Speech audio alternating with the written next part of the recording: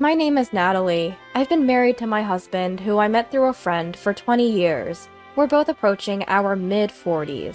We live with my husband Smith, our daughter Evelyn, our son Watson, and my mother-in-law. Before we got married, my husband seemed like a caring and reliable man who loved his mother.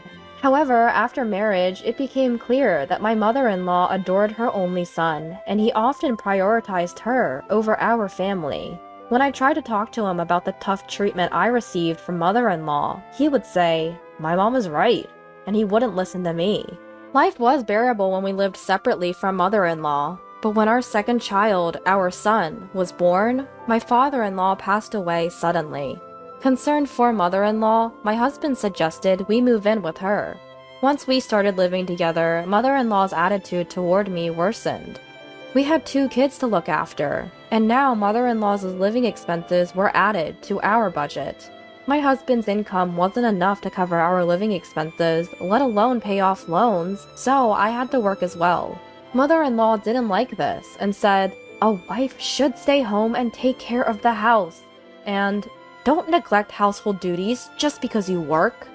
But I had no choice but to work. Ignoring mother-in-law's objections, I started working full-time. Naturally, I couldn't devote all my time to housework. Things got tough, and I asked my husband for help. But he would just lounge on the sofa, playing games on his smartphone even when he was home. Mother-in-law, instead of correcting him, would say, "Smith is tired from work. Natalie should handle everything at home." Moreover, mother-in-law wouldn't lift a finger, even for her own needs, and threw everything onto me. My husband seemed to like this, and stopped doing anything around the house. In the end, while working full-time, I had to handle all the housework and childcare for our family of 4, including mother-in-law. To make matters worse, mother-in-law demanded an allowance of $500 a month from our household budget, even though she contributed nothing. Mother-in-law doesn't contribute a single dollar to our household expenses.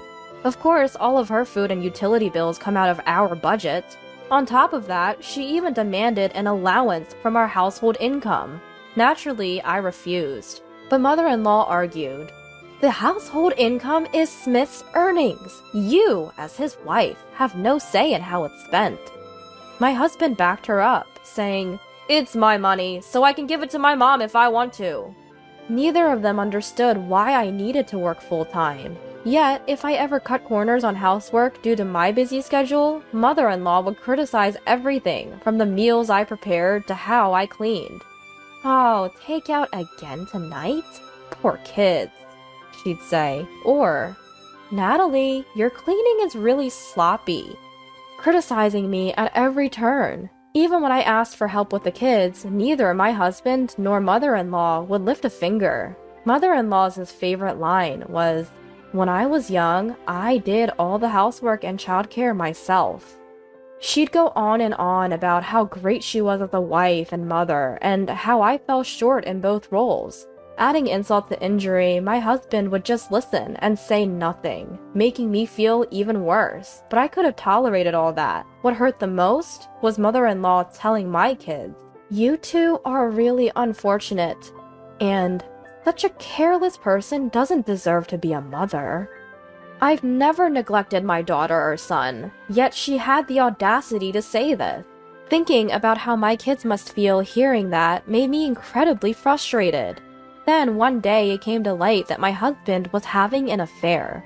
My husband, who neglected household duties because he was busy with work and just lounged around on his days off, had betrayed me. Even after this revelation, he blamed me, saying, "You're always nagging to help around the house, so I never get a break." Mother-in-law chimed in, "This happened because you're not a good enough wife." They even said, "If you have complaints, then leave." All my efforts to keep our home together felt like they had been for nothing. I felt something inside me break.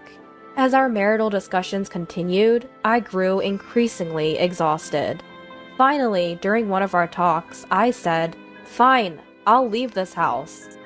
Upon hearing this, mother-in-law neither got angry nor surprised. She just laughed and said, "Oh, you're finally leaving. Well, it won't make much difference whether you're here or not." Even my husband was indifferent, saying, "With mom around, it's the same as if you were here. Do whatever you want." He probably planned to invite his affair partner home right away. They both seemed to think their lives wouldn't change a bit if I left. What had all my efforts for the family been for? I felt more empty than sad. It was probably all in vain. When the divorce was settled, I asked my kids, "What will you do?" My teenage daughter and son said, "We'll stay here. Grandma can handle things." "Don't you answer. I'll stay too." Hearing their answers, mother-in-law smiled smugly. "Well, of course. Who'd want to go with a mother who can't even manage housework or childcare? Don't worry, I'll take care of everything perfectly from now on. Unlike you." She sneered. My husband just said, "I feel better leaving it to mom." In the end, I left the house without my kids. A few days later, as I was leaving, mother-in-law taunted, "Leaving your kids behind? You're the worst kind of wife." I left home while being ridiculed by mother-in-law. Months after leaving, I'd finally stabilized my life. Then, out of the blue, I got a call. "Natalie? Where are you?" It was mother-in-law. I left my contact info for the sake of my kids, but mother-in-law sounded frantic. "Why do you need to know? I have no relation to that house anymore." "What are you talking about? Our home is a mess because you left." According to mother-in-law, everything had gone downhill since I left. I was inwardly stunned. Unaware of my reaction, mother-in-law continued, "Every weekend, I have to accompany Watson to his soccer club. When there's a match, I even have to drive. And I have to buy drinks for everyone when it's our turn. Plus, there's the muddy uniforms to wash. No one told me parents had to polish soccer balls. Then there's driving Natalie to and from cram school, and it's costing extra for remedial classes. On top of that, Smith's income isn't enough to cover the mortgage, so now he's telling me to work. I had to get a part-time job. And Smith, when he gets home, he just lies on the sofa. He can't even put his dirty clothes in the laundry basket. I'm tired from working part-time, but he does nothing, saying he's tired.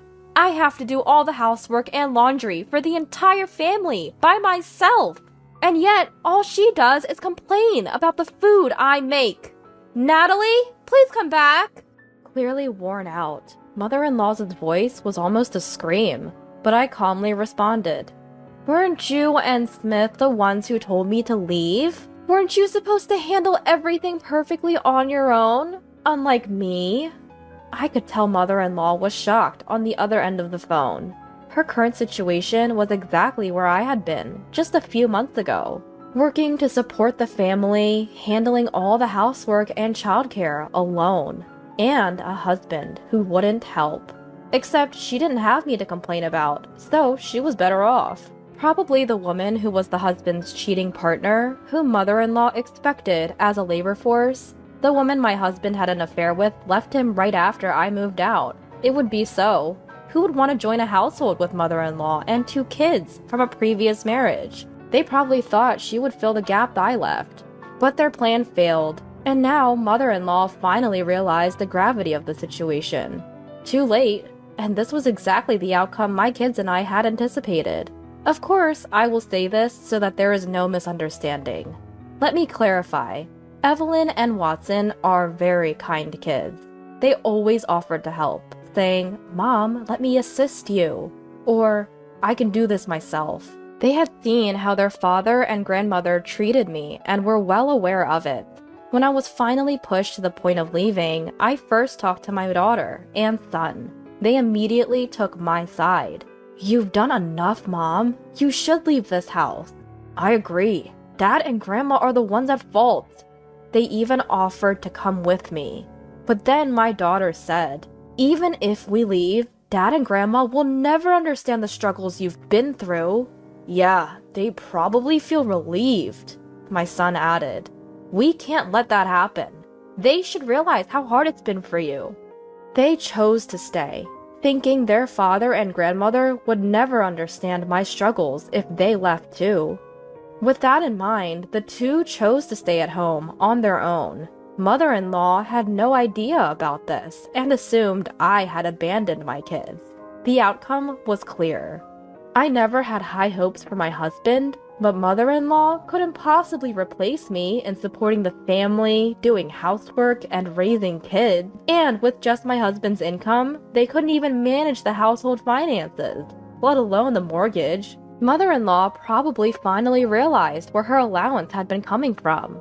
I had been the one doing all the housework and taking care of the kids while working. My husband and mother-in-law did nothing but complain, pushing everything onto me.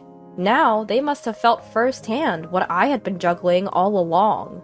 I regularly received updates from my kids about the situation at home. I even heard from them that my husband's plans to remarry his affair partner had fallen through. Mother-in-law had to get a part-time job because my income was gone. She was struggling with housework and childcare, while my husband remained as unhelpful as ever. The husband still does no housework at home, does nothing about the children, and everything is a burden on mother-in-law. My kids told me all of this. Thanks to them, the house is a mess, and the meals are mostly half-hearted. They must realize now how hard you had it, Mom. They must have understood, more than ever, who had been holding that household together. Please, Natalie, come back. Understood, I replied, and I could hear the relief in mother-in-law's voice. So, you're coming back?